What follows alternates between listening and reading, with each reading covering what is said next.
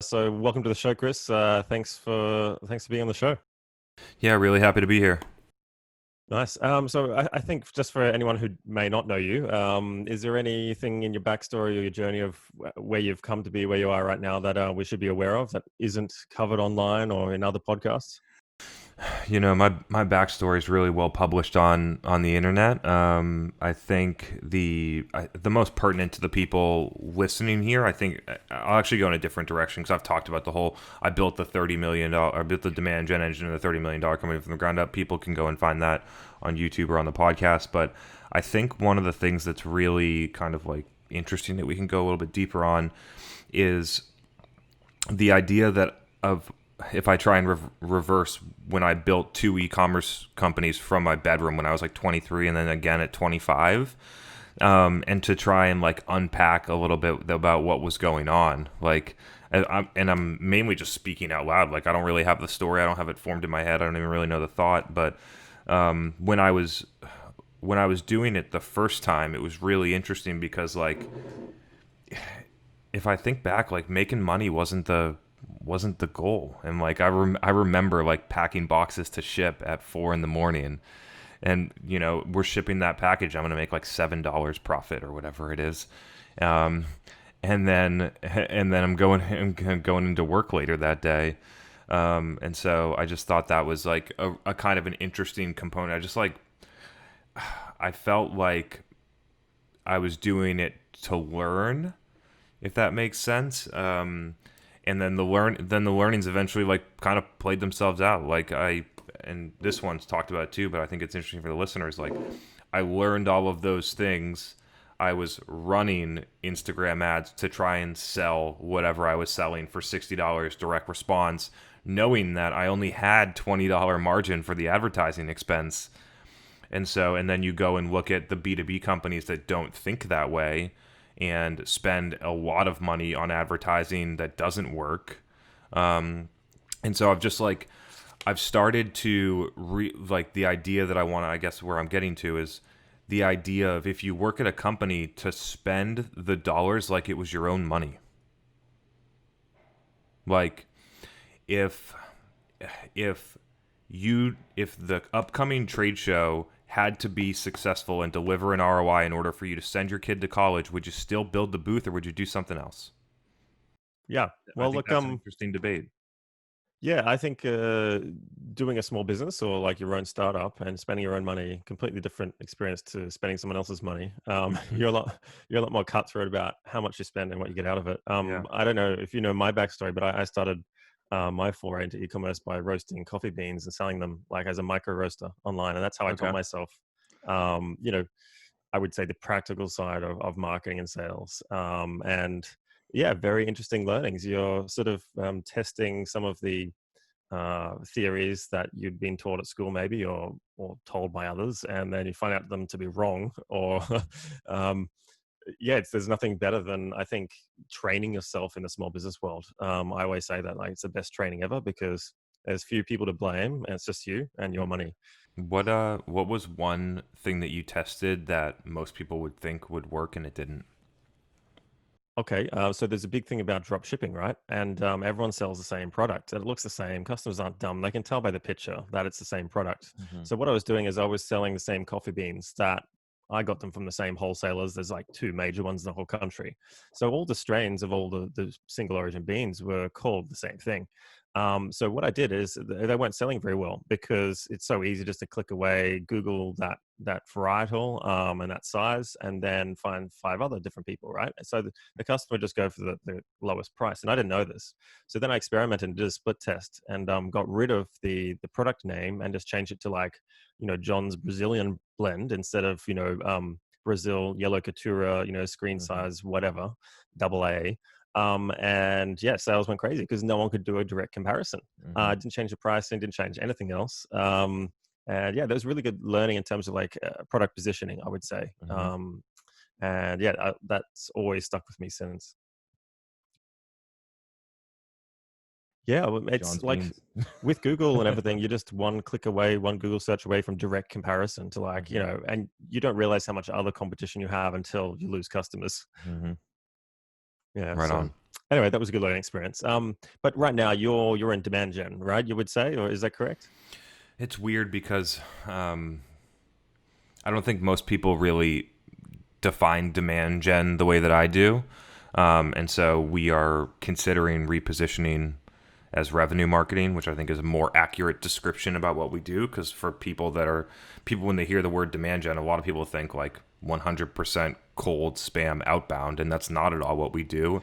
And I can see in the shared Slack channels and group messages when we get compared against sales consulting agencies and and cold, like essentially outsourced cold calling places, like that's not what we do, but we're somehow in the conversation with those same people, which means that it's not that the market's wrong. It means that the market has that understanding of demand gen, and we need to be positioned in a way that the market understands. And so yeah, we are working through a reposition of the offering, because I don't believe that demand gen, as the collective sees it, is an accurate description about what we do. Yeah, well, that was one of my questions actually. Is we here in the SaaS world, because you primarily work in tech or services sector, correct? B2B tech SaaS, yeah. Yeah, exactly. So we hear in the tech world that there's names of departments. So there's demand gen over here. There's your marketing department maybe, or growth and sales, and there's crossover between some of the responsibilities depending on which organization you go to and how they define that role. So do you find there's a bit of a blurring, and is that why you're repositioning here, or repackaging what you do? You can put whatever name you want on demand gen, growth marketing, marketing, revenue, CRO, CSO. You can do whatever, you can put whatever title you want on it. It's the actual work that's being done that matters, and the actual work that's getting done is not, there's not that many variations. You know what I mean? There are hyper specializations if you want to get into the details, but it's like you are using sales channels to do sales, you are using marketing channels to do sales, you are using marketing channels to do branding. It's pretty much what it is. Great. If you had to define demand gen, how would you tell someone else what it is really simply? The way that I define demand gen is communicating with the market in order to educate them and create demand. Like, you're using the word in the definition, but by through the process of education, having people come to you, which is the demand part of it. And so I think a lot of companies would misinterpret it, and a lot of people would misinterpret it. And what they do is they force demand on the market, and as opposed to helping customers create their own, the idea that they want the product, I guess. Yeah, great. So like obviously there's inbound sort of outbound demarcation as well that happens in the industry. So you would say it's more on the sort of inbound side if you had to use a. Yeah, the problem with inbound is that, again, this comes back to definitions for people, and I just don't define stuff the way that people define it. Like, when people think about inbound, what they do is they think about, let me write a million blogs and hope that people search for it, and then download our guide, and then go through our email nurture, because that's what they've been trained to do by HubSpot. And that's just like not at all what inbound is either. Yeah, yeah. It's like the brainwashing of like the term that gets used around a lot. I've met clients that are brainwashed by meeting For HubSpot. sure. I don't want to say anything bad about HubSpot. There. No, HubSpot's great. We use it. I just think that, to be direct, I just don't think that their marketing, the way that they've dictated their customers' marketing execution, has not evolved over the past decade. They're running the same exact playbook with a chatbot and a couple other like small feature ads. Like, the platform has evolved, but what their customers use the platform for hasn't, and for the most part. And so, yeah, I've just been like, really interested in, I posted about this last week, really interested in the idea that, like, you don't need a lot of tech in order to get the job done. It's So just you the don't need a truth. fully integrated automated stack with like People will make you believe, all the tech vendors, through the propaganda that they push out, will make you believe that you need all of those things, will make you believe that you need a huge budget and $1,000 a month chatbot that's integrated with your CRM and can do routing and can do calendar booking and all these different things. The problem is, like, there's no reason to have a chatbot on your website if you can't get someone to get there, if you can't get someone to fill out a form, if they're not the right people, if they're not ready, like. And so I If watch. your brand is like sucks. Exactly, like you're building out an ABM program, but you don't know how to position your product. You're you're building out a chat flow, but you can't write a blog post that people want to read. You're putting 6 tech integrations together, but you can't put out a post on LinkedIn that people like to read. And so it's like we need to get good at the fundamentals before we go and do all of those things, because people think that those things are the answer and the fundamentals are the answer. Like, you should be using tech to accelerate things that are already working, not having it hope that it creates something that works, because it just doesn't. Yeah, yeah. Well, I think that's you hit the nail on the head right there. It's that's the way you sell MarTech. Like, it's going to solve all It's your just problems. Press truth, a yeah. button, and revenues are going to explode, or like whatever promise that you really want to happen. And when you do it, and you find it doesn't work, like you and I would know that creating demand and profit and growth is hard no matter what's happening. Like, just to It's stay hard. at a level of stasis is hard, right? Let alone go up, because you got Mm. all these forces constantly against you, just competitive pressures, changes in algorithms or whatever. Like, I think people sometimes who aren't experienced in implementing maybe take this sort of Goldilocks view of demand gen and growth. I have a lot of conversations with early stage typically young founders, but this is not an age thing. Like, they could be old ones too, that have no concept of what's real, that that come to have a conversation with me, and I ask them how long their sales cycle is, and they tell me it's 120 days on average, and then they ask me how much revenue they're going to get in the first month they work with us, and it's like, zero. You have a 120-day sales cycle. I have no impact on the next 30 days. Very little chance that that happens given your sales cycle length, which just shows complete unrealistic expectations.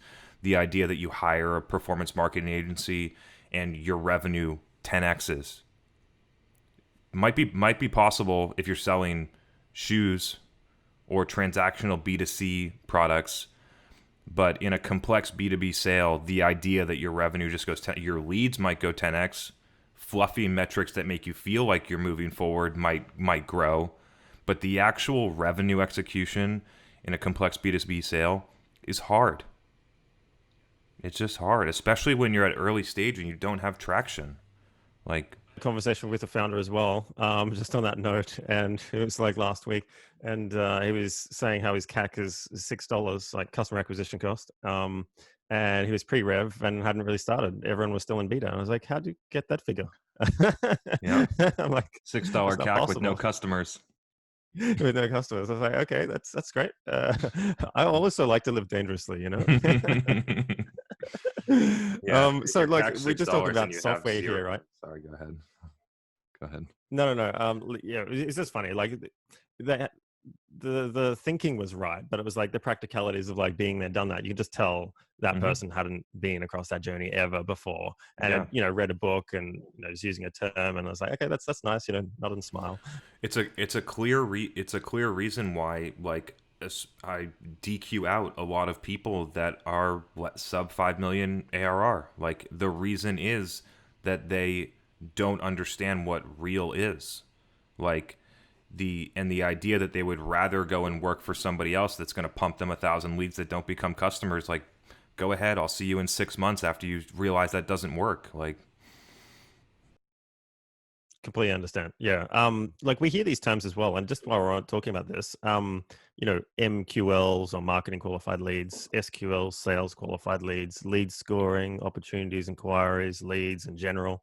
Um, if you just wanted to give a really basic sort of demarcation between, okay, something that's more fluffy on the marketing side and something that's like more of a hardcore sales metric, how would you define, marketing qualified leads and then sales qualified leads? this is a really, like, interesting discussion, and it's something I've never talked about before, but something that's been floating in my head that I'd love to talk about.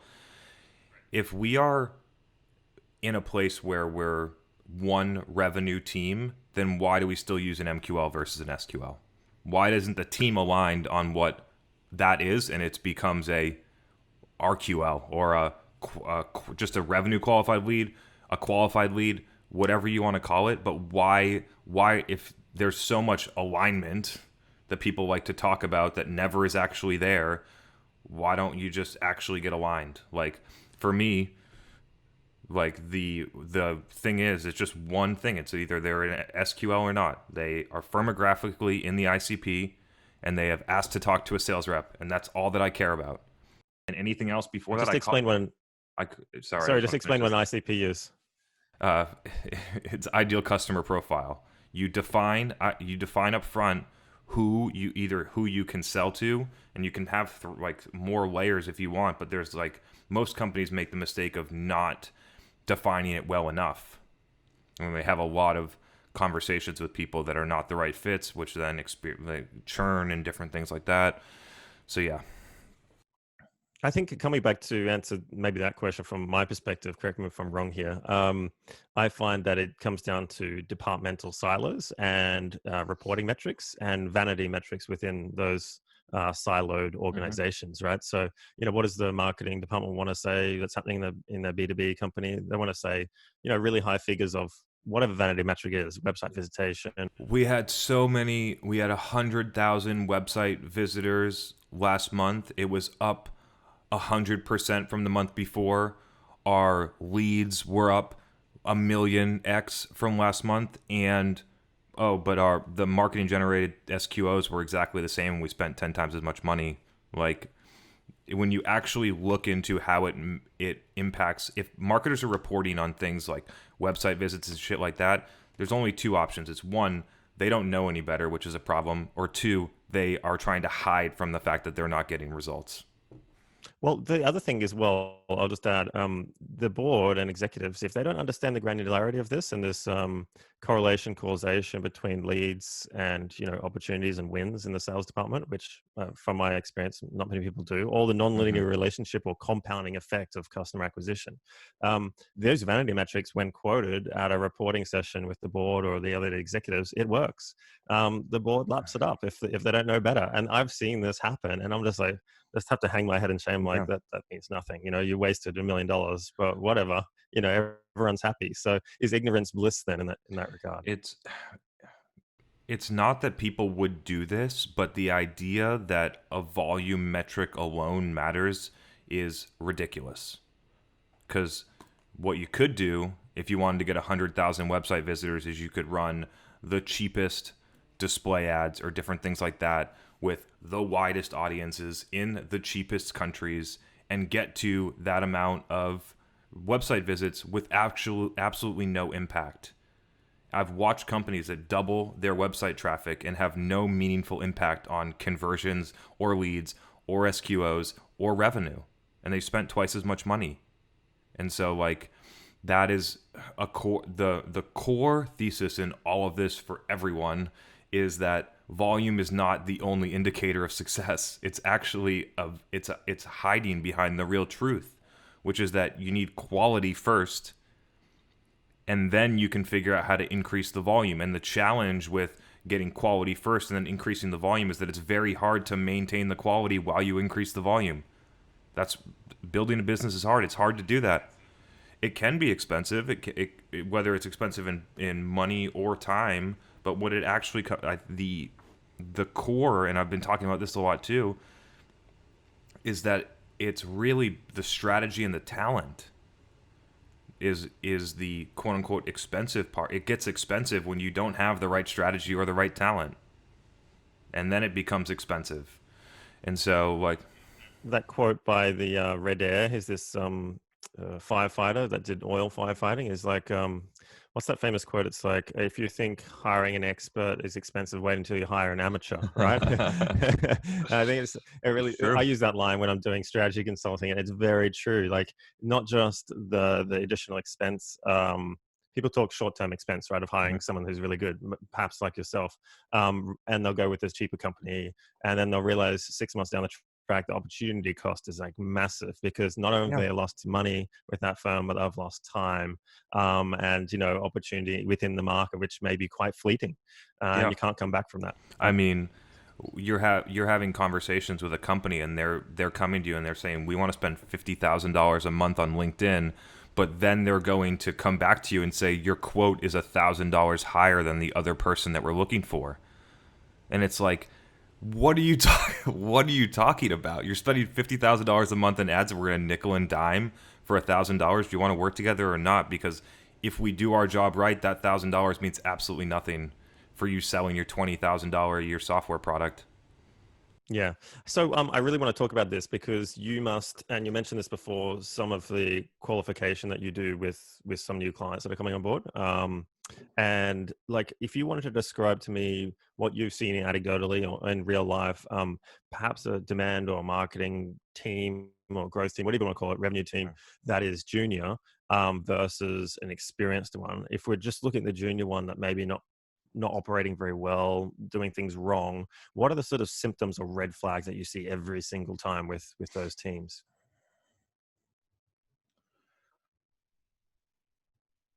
I think, We just mentioned a couple of them, so yeah. I mean, the one that's top of mind for me is overcomplicating things that don't matter. Like, example. example, you're building a HubSpot workflow that looks like a mind map the size of my bedroom, and like, you just don't need it. Like, just rotate the lead to one sales rep and figure it out, and then once you are able to actually like move that person forward, then figure out how to rotate it across 20 people and add automated responses and text and blah blah blah blah blah and nurture. But like, people, I think the key sign for me when a team doesn't is junior and doesn't understand demand is when you can feel that they're overcomplicating something that they shouldn't overcomplicate. I like that. That's good. Yeah, The because second, go ahead. yeah, look, I think there's when I've done this as well. Sometimes it's complexity bias, right? That sells it to the boss sometimes. Like, hey, look at this really cool thing. Let's have a meeting for 4 hours about whatever. In my experience, once you've passed that first interaction, the yield step down is like minimal after that, right? It's all in that first one or two interactions. You can put as many retargeting little funnels and like little nurture sequences in place after that, but like you're dealing with a very small percentage of possible yield for that entire Precisely. process. So it's like disproportional in terms of your effort, I find. And yeah, perhaps that's not well understood if you haven't done it before, or your boss is wowed by this complex, diagram with sticky notes everywhere or something like that. Yep. And the second one, that this is not like just junior or other teams. This is just a general like miss that I see from marketing teams is not talking to your customers, not understanding them. I talk about this a lot. It is almost impossible to craft a message that has teeth and cuts through, and it is with when you don't understand who you're talking to. Even more so to create content that brings them value and stands out and that they want to get if you don't have not talked to them and understand them. And we have content marketers that are writing surface level vanilla stuff built for SEO that no executive wants to read, and we are spending money to have that happen. And so, and the root of it, and I've been in this situation before, is that if the company does have SMEs, it's not worth their time. This Our PhD is so busy that we would never be able to have them write this blog post to help our customers. We would never be able to he would never have the time to sit down for 30 minutes and answer a couple questions live for our customers. He's too busy. She's too busy. So let's send Karen over there, and she's never talked to a customer, and she doesn't have the credentials, and she doesn't. But we can put together a webinar with a 5-slide deck and collect 50 registrations, and then we can cold call them afterwards. That'll be cool. And that's just what people do. So you're coming to this like output that I see a lot is this preoccupation with output, and it happens, it plagues market departments as well, where they get focused on the most tangible like generation of material at quantity and they don't look at like, okay, disproportionality. Maybe one of those 50 pieces you've created is really good and doing all the heavy lifting. Like, why are you doing the other 49? You know what I mean? Like, you're not here to experiment like that. Yeah, I am and yeah, it's a obsessed. 5-minute conversation with a customer, a 5-minute conversation with your head of sales. You know, what objections are you getting currently all the time? Okay, let's put those down on the map. Let's write a piece of content or like change the content on a website to address that objection Mhm. and nullify it before it even comes into us. You know what I mean? Yeah, I did this just the other day. I called I do this periodically actually for one client. Every month I call 10 customers or slash prospects perhaps, and I interview them at length about the topic that we're selling, which in this case is personalization tech, Mhm. and I see what they're doing and have a conversation, and I write it all down, transcribe it, and just that process of like anecdotal customer sampling is like so powerful. Mhm. We learn things that we wouldn't have learned before by any other means. And I am obsessed with the idea that you don't need to do everything. And so like the easiest story for people on this one is like when I was building the demand function inside of the $30 million company from the ground up, and I got to a place where we only had so much budget, and when you're making comparisons between both money and time, that maybe we don't need the trade shows and the event coordinator, and what we need is a videographer, a content manager, and $500,000 to pump through Facebook and content creation. And people do not make those choices. They don't see the opportunity and move. Like when I felt the opportunity on August 9th, 2019, that LinkedIn was a massive opportunity, I pushed everything in. I forgot email. I forgot everything. Video marketing on LinkedIn, 100%. And it worked. I did the same exact thing with Facebook in 2015. 2015 B2B, 2012 B2C. And yeah, it was amazing. And so, and even like 2015, Facebook job title targeted ads, and you could actually target companies back then, like individual companies, and it was good. I know. And so like, and I pushed everything in there, both for the company level, and it built my career, right? And so, and both those opportunities got me to where I am today. But most people will not evolve from that. They're going to keep doing the email nurture. They're going to keep going to the trade shows. They're going to keep building brochures. They're not going to look for new opportunities. And even if they do see an opportunity, they don't actually see it because they don't go. They don't move, right? Like if you're spending 1%, I just want to finish this thought. I'm sorry. If you're spending 1% of your time on LinkedIn, you're not gonna see that there's an opportunity there. You just won't, because the content you're going to produce sucks. You're not going to engage. You're not going to spend enough time there. And therefore, you're going to write it off. And while all these other people over here are having success and all these other companies are building brands, you're going to get lost because you're spending $500,000 sitting at a trade show booth or whatever it is. Like, trade shows aren't happening right now, but you can look at those different things over and over where there's huge expenses that are just not making an impact anymore. I really wanted to talk to you about this because obviously you are pretty tactical, like you're deep on what you do. Obviously, it comes across in the content you produce. I just know instantly, which is why I wanted to talk to you, by the way. And Cool. I found out about you through your LinkedIn content. So, okay, kudos to you. And I think, correct me if I'm wrong here, but when I meet certain clients, it's very easy to be top level, high level, like here's our strategy, whatever. But I find when it comes to revenue and demand gen, especially, you need to be really deep on your tactical nous within each channel, and you need to know it back to front to get, there's anyone can get some engagement on Facebook and some likes and comments, whatever, hoo-ha, cool. That may do it for 99% of B2C brands or whatever, and vanity metrics again. But if you want to get sales from that, you want to get qualified leads from that, then that's another whole kind of ball game, and you need to be Yep. an expert in that channel. And I think maybe in the marketing sphere, like this technical depth of skill is perhaps maybe looked over as an opportunity of like the secret sauce behind growth. Would you agree with that or not?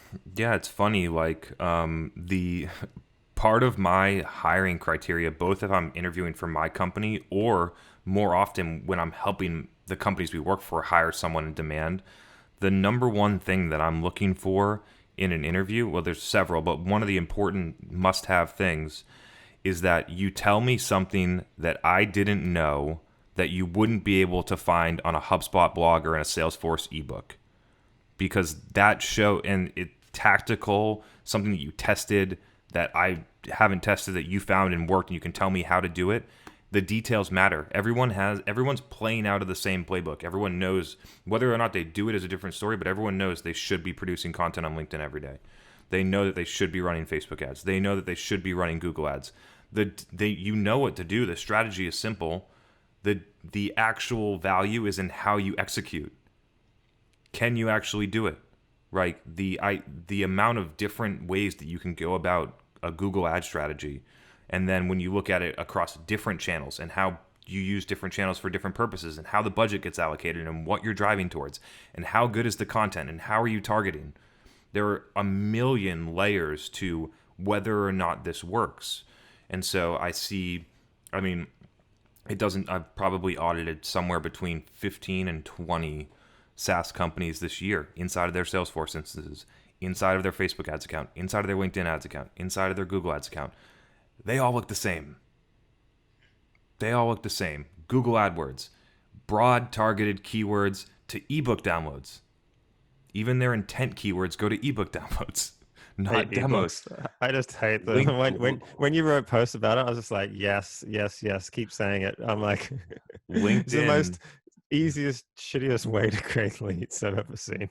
LinkedIn, 100% lead gen to either an ebook or just to get a demo that is going to pump up your numbers for cost per lead and have absolute very little impact on the business. I actually think for some companies it's net negative because of all the inefficiencies behind that. Very few companies actually execute on Facebook, and if they do, it's pure retargeting with a get a demo ad and like just checking the box with $500 a month, not monitoring the frequency or the targeting or anything like that. And so you just look and like every company's doing the same thing. Like maybe it would help to try something new, but people don't. I mean, it's just hard. Like very few people explore that stuff, and I don't know why. There's a good quote about this, actually. You know, John Doerr, the OKR guy who coined Mm-hmm. that phrase, Kleiner Perkins, like one of the biggest VC firms in the world. Mm-hmm. He says, ideas are easy, execution is everything, It's the like, truth. and I'd have to completely agree with that. It's the truth. I mean, I communicate on a daily basis the strategy, which I could deliver to almost anybody in less than 30 minutes. Very few people do it. Half of it because they just don't have the energy or the motivation to do it, but more so, like the execution's where it's hard. The execution's where people give up. It's easy to watch a motivational YouTube video about running a marathon. It's a lot harder to actually run the marathon. It was great. Hey, so talking about your social media posts as well, because I really connect with them. You don't hold back. You tell it like it is, with like sometimes brutal honesty, which I love personally. It's kind of my style, which is why I wanted to talk to you today. But doesn't this conflict a bit with like the political reality within some organizations? So rather stick the head in the sand, and do you lose maybe some high marginal, easy kind of business because of that? So if I sold what people wanted, not what they needed, this company would be 10 times as big. I have enough awareness, like there's enough people coming in. I could package and sell LinkedIn direct response performance marketing to everyone and give them a bunch of leads and metrics that make them feel good and have no revenue impact. That's not what I'm here for. But a bunch of people have built much larger businesses than mine by doing that. And so I take the approach to what's best for them. I want the CMO in 5 years to want to come and work with me because I built their business and they exited and now she wants to be a board member or he wants to be a board member or whatever. Like that's what I'm interested in. I'm interested in having an impact. And over time, changing the way that companies think about growth. Like the the model will be exposed in some period of time where you pump $20 million into a company Series A and they burn it and don't grow, and then you pump more money and then they burn it and don't grow enough, and then you keep raising money and eventually it's over. Like I've watched companies that have raised $600 million and currently and IPO'd because they had no other option and because they couldn't sell, and now their market cap is $200 million and they raised 600 million, and that's not a win for anyone.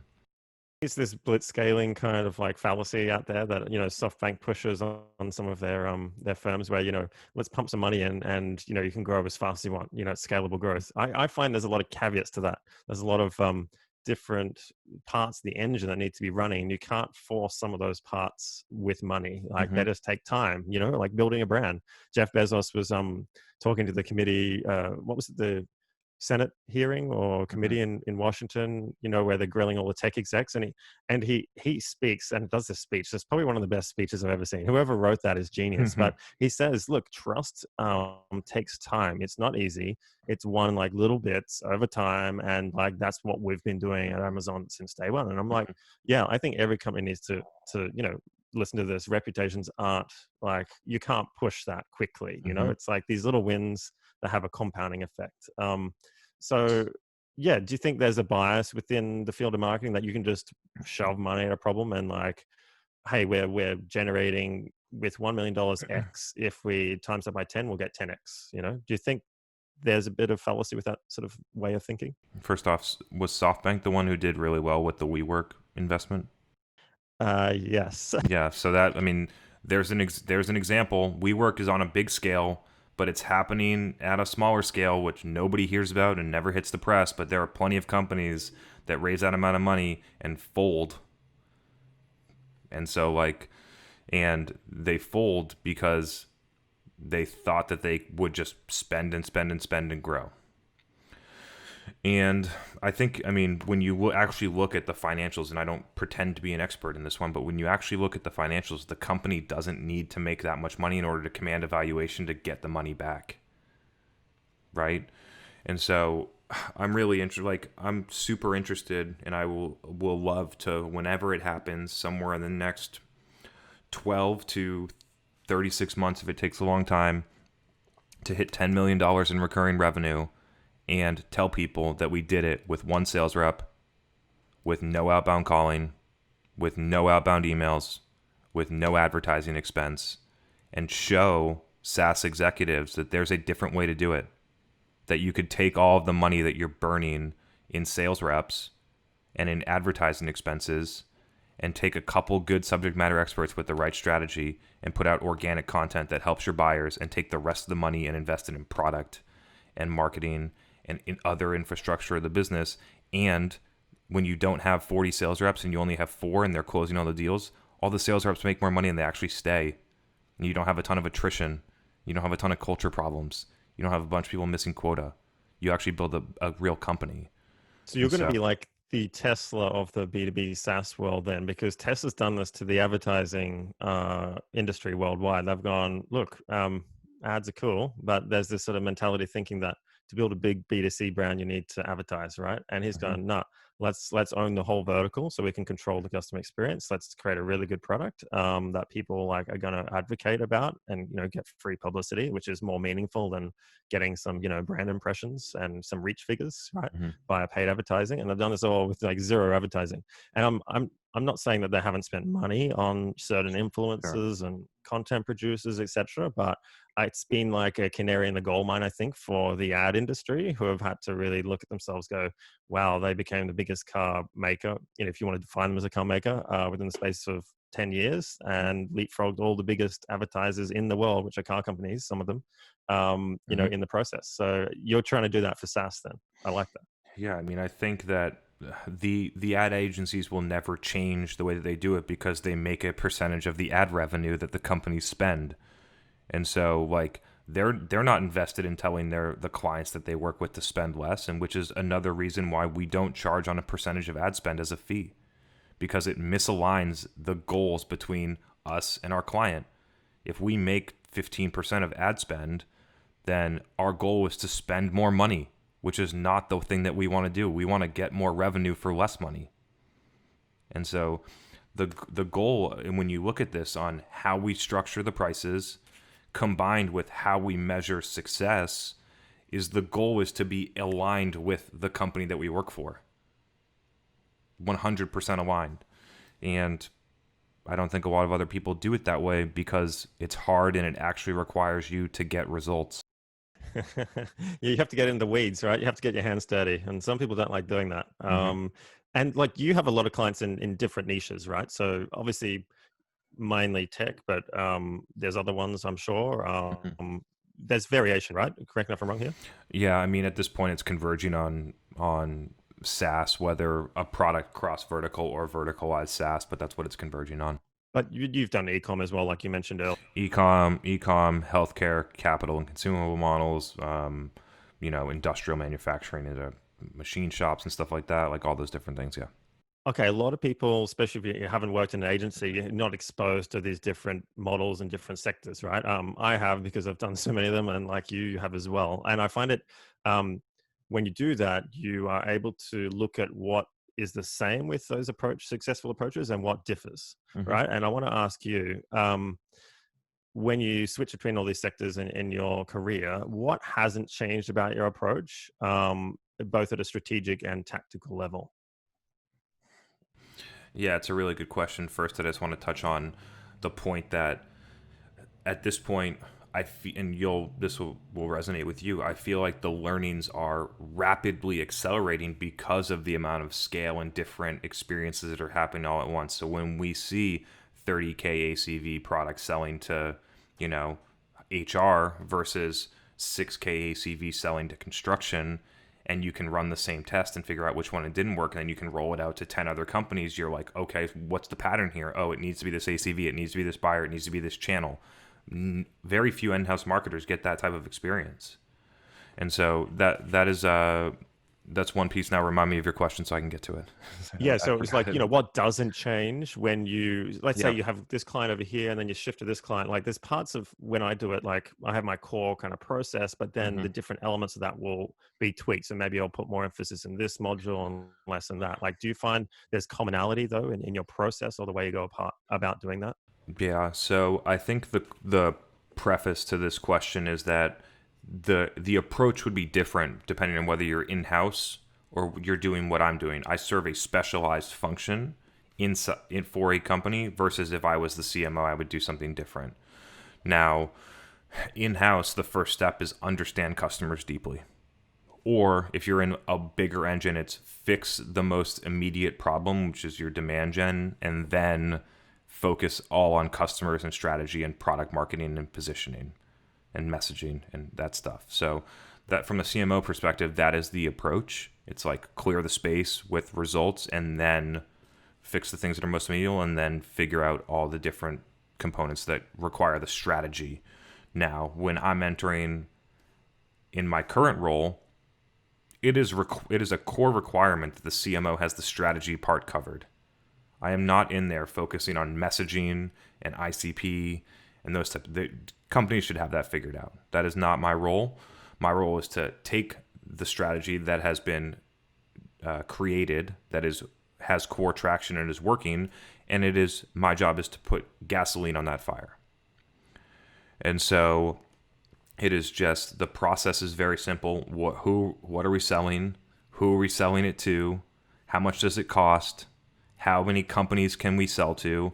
Put all these variables into my head. It's pretty formulaic at this point, and then understand how are we going to architect the content and the media mix to support the KPIs that are important. And the important thing on that, I want to get this in here is that oftentimes I need to educate, whether it's the CMO or other people on the executive team, what KPIs are actually important. Great. And speaking of KPIs, perfect segue into my next question. And this is open-ended, so answer it how you will. What's more important, revenue, CLV, or customer lifetime value, profit, or free cash flow? If you're looking at like the end goal from like marketing or demand gen or revenue optimization, what do you want to, what would you focus on? I don't think there's one metric that is better than another. I think that metrics to me are used in combination, right? Like making $1 billion in revenue doesn't really matter if you lost 9 billion this year, or maybe it does, but like for some people, maybe it does. And so I don't think that there's a right or wrong. I use a lot of different metrics. I've standardized on things that matter at the business level, not at the marketing vanity metrics level. And so the things that I'm driving to at the end are revenue growth and CAC compared to other sources of revenue. Right? So it is not marketing's job or an agency partner or anything to get you $1 trillion in revenue. Marketing's job, in my view, marketing or demand or whatever you want to call it, is to provide the best path to growth for the company. Better than outbound, better than a channel partner network. Not that you shouldn't do those things, but that marketing should drive the best path. And perhaps in the general macro context of the confines of the industry dynamics as well, right? Like it has to be put in context, like if you've got a really high lead price, and that's pretty synonymous with all the other players in the same market, then you just got to pay more, right? It's the dynamics of that industry. Maybe the Yeah. industry's declining. So I have companies complain to me that they're getting $300 demo requests. And you look over and you're like, oh, really? Because your deal size is 75K and you're winning those leads at 7%. And so your customer acquisition cost is about $3,000 and you're making 75,000. Maybe we should spend more instead of spending this time complaining about the metric. And so it comes back to like not having, I know that your competitor is spending $1,500 on this exact same demo request on average because they're going broad targeted on shit that is not going to convert. And we are being smart. And so those are some of the debates, but like the idea that every company should get a $50 demo request just proves a lack of education about what's actually going on. Like I know companies that spend $6,000 to get a sales qualified opportunity in outbound and then complain when they get a demo request for $400. So it just doesn't make any sense. It isn't it? Well, I have some quick fire questions I'm here, ready. right? You have to I'm choose ready, between man. the two. The first one or the second one, okay? Funnels or flywheels? Flywheel, just by pure process of elimination. Okay, good. Output or outcomes? Outcomes. Good. Strategy or tactics? Both. Okay, good. Oh, great. Look, I have some standard questions. I think we covered a lot here, and I'm just mindful of the time. So, I'm ready to keep rocking, man. It's up to you. yeah, look, okay, great. I've got a couple more then. If you know, Yeah, I'm good. We can go over. I don't have anything else the rest of the day, so whatever you want to do. right. Okay, perfect. I only have a couple more though. I covered that one, that one, that one. Okay, so we talked about maybe junior teams, right? And the hallmarks of perhaps a less experienced team that may be doing some things incorrectly. What about on the flip side? What about for high performing teams that like perhaps you get a call out to kind of audit a firm and you just go in there and you're like, wow, everything is like really good. I can't add any more value. These guys are just killing it. Like, what does that team look like? What kind of things are they doing and focusing on? It's interesting when you think about this from in two different buckets. And so there are high performing teams and then there are high potential teams. And so on the high performing team, the things that they might be doing are all of the things that make sense. They're producing long form content, thought leadership. They have a paid engine that's optimized. They're fueling across multi-channel mix. They have a acceptable CAC. They can scale. Like those are the type of things that a high performing team would be seeing. At the high potential team, which I interact with a lot, the high potential team needs a adjustment and strategy to move them into high performing. And I think that a lot of companies have a lot of people that have the right skills, and whether it's because they don't know or because the company creates artificial barriers where they actually can't do the things that would make them more successful, whatever reason, need a adjustment to move there. There are a lot of smart people, smart, capable people out there, and for whatever reason, it's when it's about putting the pieces together in a way that make the most sense that I think it gets lost sometimes. Yeah, I think that's a great answer. And that's a good segue into what I want to ask you next, which is, common biases or legacy thinking in, and we were talking about this earlier, like, back in 2015, 14, some of the tactics you'd use have now changed. That's ineffective to do now. So what are some sort of common biases or legacy thinking you see in the field that you wish didn't exist? It's hard to pinpoint something because there are so many different things depending on where you see it. Um, a couple things that I think companies are confused on is how much they invest in sales headcount as a replacement for good demand generation or revenue marketing or whatever you want to call it. It kind of goes full circle there. Companies must have, I would say that most companies have at least 50% more sales reps than they actually need to make up for their lack of demand in marketing. And so and then they keep and then they have to continue to scale their sales headcount to make up for the marketing lack, and then over time the organization almost gets stuck. Like they at some point the budgets are so imbalanced that the marketing team can't even get back on track. And that's where you end up with companies that lay off 600 sales reps because they have too many, and it just doesn't it I'm obsessed with the idea of making something work on a small scale before you scale it. And a lot of companies don't do that. Like when if your Google AdWords campaign doesn't work at 10K, then do you want to spend 250K on it? It's not going to get better when you spend more. If you can't have an acceptable CAC payback on your outbound SDR team and your sales reps with 3 each, then why are you going to go to 30 each? It just that's one. Yeah. Thought about this, right? Like the headcount thing, and this happens in SaaS a lot, right? Because VC games, especially if they're VC funded, they want to sort of go the next round and like inflate the valuation, right? So we call it kind of like virtue signaling, where you hire people because that's a sign of companies that are growing. They hire more people because they have success, right? So Mm-hmm. sometimes I've noticed SaaS companies or tech companies, they hire headcount just as a way of pretending they're growing, when underneath you look at the figures and you talk to the founder and they're, oh, it's things are really bad. And I'm like, why are you hiring like another 5 SDRs? Mm-hmm. Like, yeah, that's like $500,000. Like, what are you doing? And it's just so that they can appear like they're growing so they can get the next round of funding, So do you Yeah. think that goes on and that's the reason behind it? Or is it just a political kind of thing? I have companies that come to me and they say we want to spend $100,000 a month on AdWords, and then I take the budget and I end up spending 10 and get them better results than what they were when they were spending 100, and they're mad at me for not spending the 100. And I'm like, I spent how much should be spent. You know what I mean? If you want to go broad match on the other 90K and throw it in the trash, then you are welcome to do that. That's what you were doing before. Your CAC was 140K for your 38K ACV product through this channel. Doesn't feel like a good buy to me. I would much rather use that to pump content out on LinkedIn or Facebook ads, or create content or distribute the thought leadership that you're building. And so like those are some of the decisions that need, just because you have the money doesn't mean that you should spend it.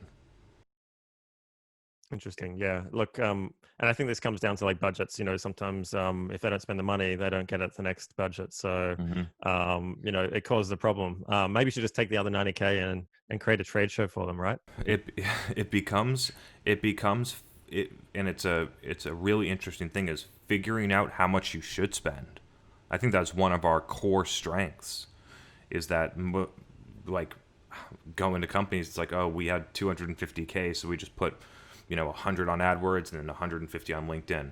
It's like, well, you're only selling to 1,000 accounts and 5 people inside of those accounts. So on LinkedIn, you only want to hit them 4 times a week with ads, and so you actually should only be spending whatever $6,000 a month on LinkedIn ads, but you're spending 150. And those are some of the things, and you're just completely hitting fatigue. And so, again, it just gets back to the point where, like, in the details the details are what matter. Look, and this comes back down to, I want to ask you about, we're talking about Tesla, right? As like Mhm. someone who does really good product marketing, creates this sort of natural demand in because the product's been, refined and they've Mhm. listened to feedback, and it's kind of like selling itself. And there's this fallacy that if you create a good enough product, it will sell itself. I tend to take the view that you need a bit of both. You need the spark, and you need a semi-decent product. And I've seen sales teams do a really good job selling a shitty product. So Mhm. I know it's not one or the other, right? But what do you think about that? Do you think the product needs to be good enough, or can you do a good job with a mediocre or pretty shitty product? It depends what the product is. There are plenty of companies that sell a mediocre pair of sandals for $60 on Instagram ads and make a lot of money, and their customers are happy. And so like there's some places where the it what really matters is the value delivered to the customer, not how you subjectively feel the product is, right? And so it depends on whether or not the customer truly sees value differentiation between the products. There are a lot of products that are over engineered. I've worked at companies that sell them, that sell the product that's $5,000. You're competing against the product that's $1,000, and the customer sees no difference in the value. And so then you have to win on brute force sales or marketing, which you can do. And so I don't think that there is a right or wrong answer. I will say that if you have the best product, it doesn't mean that you're going to win. I think that companies think about. I think people misunderstand product led growth. Product led growth actually means product and marketing led growth, because you need to get people into the product, and it's not unless you're doing some type of creative thing like Calendly does, where somebody fills out, uses the meeting tool, sends it to somebody who's not a user, and then that's the way the user gets in. It's very hard to have some type of circular flow like that where you're bringing new users in automatically. And so for most like freemium product led offerings, you still need to get someone there, and that's going to take either marketing or sales. And at those types of price points, most often it leads you to marketing. Yeah, great. And look, you seem like a pretty serious guy, right? I got you to laugh a couple of times, which is great. What are some of the sort of funniest moments you've experienced, in this journey over the last couple of years? Like, is there any sort of some stories from, maybe mistakes or just really funny sort of learnings that you look back on and laugh at? Gosh, I know that there are some. Nothing really pops into my head here as like a story to tell where I was like, that was that was just not smart. So What about a failure then? Like something that you'll fess up to and go, okay, I thought this would work and it didn't. it's weird because I like when you're building a company, you're micro failing every day. Like I woke up this morning at 5:15 to go to the gym to an email from a client that said, "Hey, we're not going to be working with you anymore." That's just the way it goes. You know what I mean? Like, and so I don't see it as it's like it's what I signed up for. Like, client's mad, this client's churning, this client's having an awesome experience and wants to continue to grow and expand our relationship. You have to take the good with the bad. And so like there's there's a lot of failures, but I just don't see it that way. It's part of the process. Okay. What about some of the best successes you've had then? And any sort of things where you go, maybe you're on a new pitch or whatever, and go, look, I had this really good success. This is what happened. Like took this company from X to X. Yeah, I think the biggest successes show themselves in two places. The first one is on customer results where you see the light bulb go off, where the customer has never gotten more than 20K AR. The Series A company's never gotten 20K ARR or more a month through marketing, and within 6 months you show them 400K a month. Like that is and then you watch when the light switch goes off about how they think about building their company from then on. And they realize that from their original plan with 6 SDRs to go to 15 doesn't actually need to happen. And that is, I think that is the core success that I have, is watching people go through that transformation and understanding the impact that it can have. Now, a lot of companies get in their own way and don't actually get that experience, or, there's a lot of factors about whether or not that miracle moment can happen. It's not just like, oh, we did marketing and it worked. You have to have a good product. You have to have a good team. You need to execute. You need to be able to have your sales team deliver on the things that are coming through to them. And so for all of those things, one, client results is by far the place where I'm most excited. The second one is on core innovation. And so testing and figuring out what is a better way to use this channel or medium so that I can package it and offer it to companies so that they can have the same success. And those are the two. And I think that most of my quote unquote competitors are LinkedIn ad agencies. And what happens when LinkedIn ads don't work as well as they used to, or the CPMs go from $80 to $500? Do you still sell it to your customers? Do you still do it? And so the idea for me is, I'm not focused on one particular thing. Like, there will be a day where Facebook ads don't work. Like, they don't work as well as they did in 2015. I can tell you that much. Or LinkedIn organic, changes recently. You're still getting pretty good engagement, but you would have noticed a shift in the past 12, 16 months has been pretty severe. The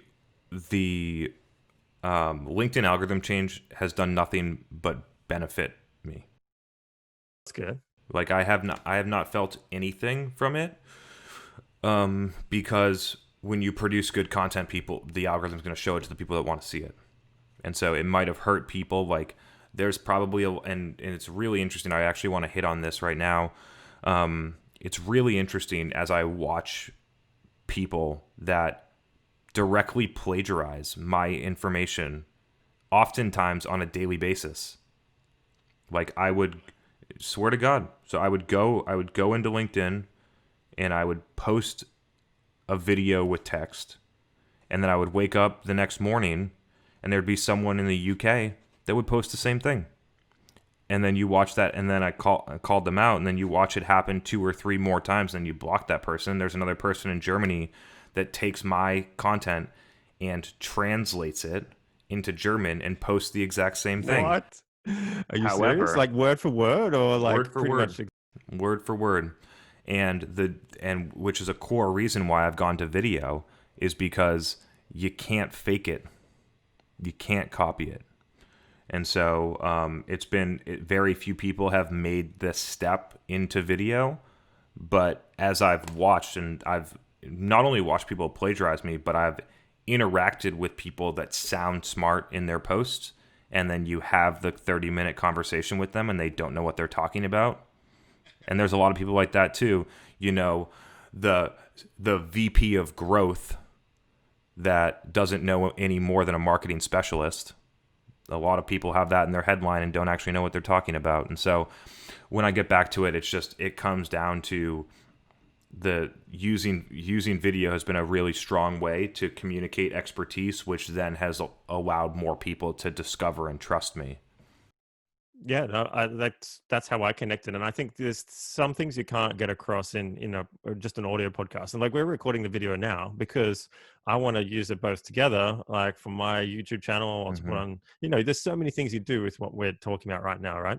And if you didn't have the opportunity, if you don't record it, then you don't have the opportunity. So, and with audio, like, you're missing some of that nonverbal communication, I find, right? Like the conviction in the eyes, the facial expression, the look of the person that you can kind of connect with, that doesn't come across in just written text or audio, I find.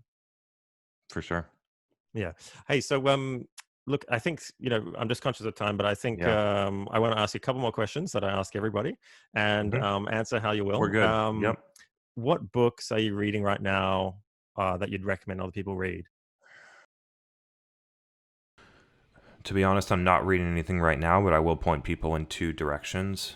The first direction is called Digital Darwinism by Tom Goodwin. Love that book. I don't know if you've read it, but that book has been extremely important for me in understanding why companies don't innovate, and why companies It's why companies see that it's in their best why they see that it's in their best interest not to do something different, because because change actually requires you to break down what you have right now and rebuild something new.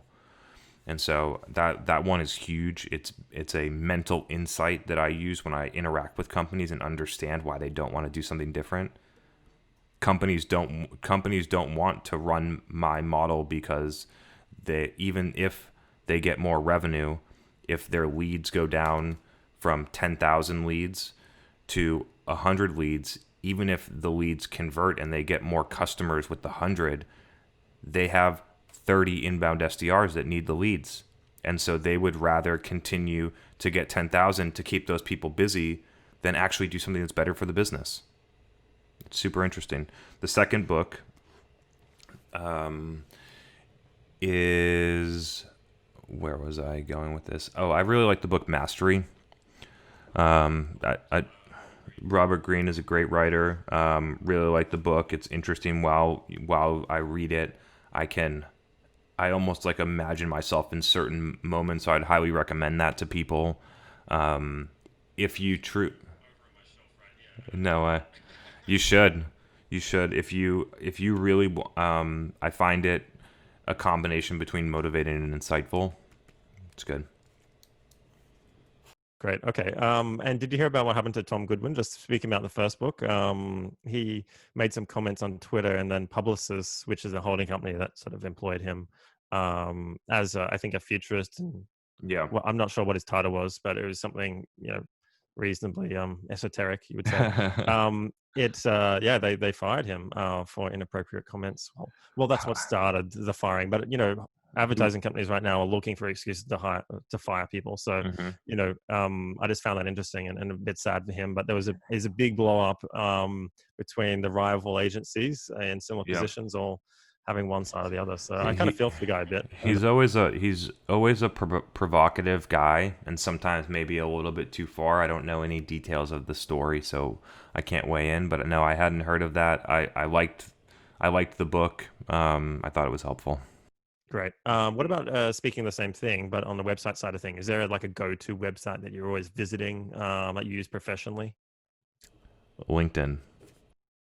Nice. LinkedIn is a Is that very just to good. keep the sort It's, of? it's a very good website.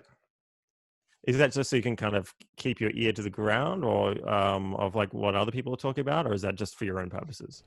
It's 100% market research. It's business development and market research in concert, like moving together. And so like I put out a post the other day, which gave me a ton of good insights when I said it's a bad strategy to outsource your content to an agency. And I explained why. And then I got the comments that came back, a lot of them from agencies that create content that it's clear that they have a biased view on this, but also some good educated content or comments about the fact that I need to explain that you can't outsource the original thought. I can once we record this, I can outsource the rest.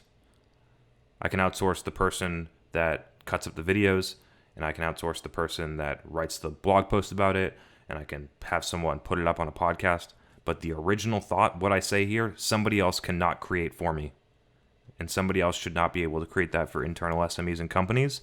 But companies, even large companies, $100 million companies, do not feel the need to create content in-house, so they outsource it to some agency that's supposed to be verticalized, that doesn't have leading thoughts, and they have them do thought leadership, and they're also doing it for six other companies, so it just six other companies in the space, so all the thoughts become the same. And the root cause is that executives don't understand how much content marketing drives businesses, because they've never seen it work. And so the fact that you don't believe in it enough to build it in-house is the core problem. I think I would frame what you just said in a different way. I would say the reason perhaps companies don't create good content is because the agency is trying to sell the strategy and the execution, and perhaps there's a conflict of interest there, and perhaps Mm. the strategy or the top level thinking about what to talk about should be done by someone else, and then that translated to who actually executes the written piece or the content from that point. Whether they get a brief, strategic brief or something, and then that sets the sort of macro confines, which they then create the piece around. I think I Mm-hmm. always separate the two. I think agencies push their own agenda. So like, hey, more output, that's more billings. Mm-hmm. You said before you earn a percentage on your total, billings. So the more content you push out, the more they earn. Like, let's pretend that you are the medical device company that's selling to neonatologists. Like, you should have a neonatologist on. You probably either have a PhD or an MD on staff that is the subject matter expert in your company. If you are a company that's selling to CFOs, you definitely have a CFO. But their time, like, we go back to the same thing. Why isn't the CFO not on 4 podcasts a week? And why aren't they the leader in the thought, given that they are the expert in what you're selling and also very well educated on the position of your company? And so those are some of the things that I think about. It just feels really obvious to me. What about pieces of tech that you can't do without every day? Zoom, Your Slack, Blue Yeti microphone that you got there? Or? Zoom, Slack, microphone I use pretty frequently. Let me see, like Internet Explorer, or whatever. I don't use Internet Explorer. Let me correct that. I use Chrome, but I just lost my train of thought. The internet, obviously. Um, AOL. Obviously my phone, both for calling, but mainly for the apps. In the phone, we use HubSpot. But I'm just like not that. I mean, I don't see myself as a person that uses a lot of technology. I don't know. Interesting. I suppose you kind of view them as like tools, right? Just to do a job. I think some people get torn up between different brands of tools or types of tools. I'm like, well, if you want to build a house, it doesn't really matter which tools you use. Some are just better than others in certain houses, and maybe they get the job done quicker, but you're still trying to build a house, right? Hmm. Yeah. What about what do you want to plug or promote today? And this is your chance to kind of like, tell everyone what you do or promote your business. What would it be? Yeah. So this is for the listeners, but the State of Demand Gen podcast that we put out 3 to 5 episodes every week, is getting a ton of positive comments. People emailing me saying they got promoted to head of demand gen after listening to it. People that have moved industries and companies and gone up and gotten promoted and gotten new jobs. CMOs saying that they're changing their strategy based on listening to it. We have been doing this for less than 6 months, and we put out 50 episodes. And so, like, that would be the thing to check out on Apple or Spotify. State of Demand Gen podcast, would highly recommend it. And not promoting anything, not selling anything, just sharing my points of view, trying to help people get better. That's great. Yeah, I mean, I've listened to a couple of episodes and I think they're on point. And, if people perhaps like your LinkedIn content, which is snippets of perhaps the stuff they can expect on the podcast, then they should probably go to the podcast and listen to the full version. For sure. Okay. And just the final thing, what's the best way, if someone connected with what we're saying today and they really want to sort of meet you and talk to you, what's the best way to get in contact with you? Perhaps something that isn't annoying, but qualified. Yeah, LinkedIn connection request is the best way to do it.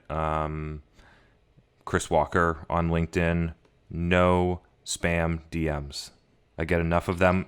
I get enough of them already. I'm more than happy for you to send me a message that says, "Hey, great to connect with you. Do not ask if you can steal my time, please. Do not." Now people have been using the term "May I steal your time," which sounds very strange to me. It's like, no. So anyway, I digress. Chris Walker on LinkedIn.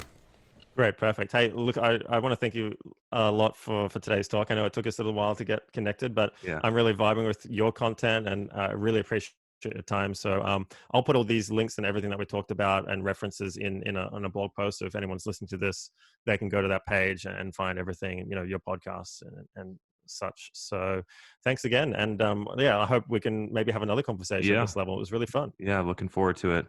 Thanks, John. Thanks. No worries.